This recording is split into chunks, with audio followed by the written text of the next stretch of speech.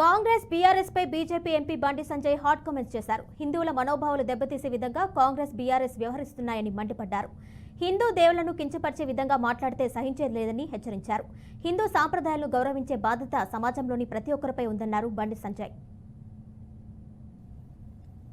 కేసీఆర్ అనే వ్యక్తి రాజ్యాంగాన్ని మార్చాల్సిన అవసరం ఉంది, మార్చా అని చెప్పి అనేక సందర్భాల్లో మార్చిరని చెప్పి సవరించారని చెప్పి చెప్పినప్పుడు కూడా కాంగ్రెస్ పార్టీ స్పందించలే.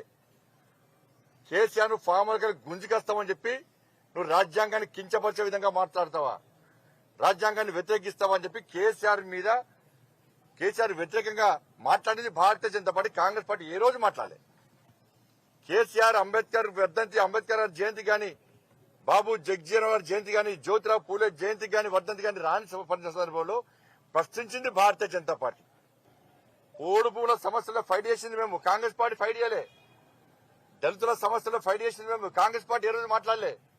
మేము మతపరమైన ఎంత నీచమైన స్థాయికి దిగజారినది కాంగ్రెస్ పార్టీ అంటే, వాళ్ళ అఫీషియల్ హ్యాండిల్స్ లో అమిత్ షా గారు మతపరమైన రిజర్వేషన్ రద్దు చేసి పేదోళ్ళకి ఇస్తామని చెప్తే దాన్ని ఎడిట్ చేసి రిజర్వేషన్ రద్దు చేస్తామని అమిత్ షా గారు అన్నట్టు క్రియేట్ చేసి సోషల్ మీడియా సక్సెస్ చేస్తుంటే కాంగ్రెస్ పార్టీ ఎంత భయంలో ఉందో అర్థం చేసుకోండి. వాళ్ళ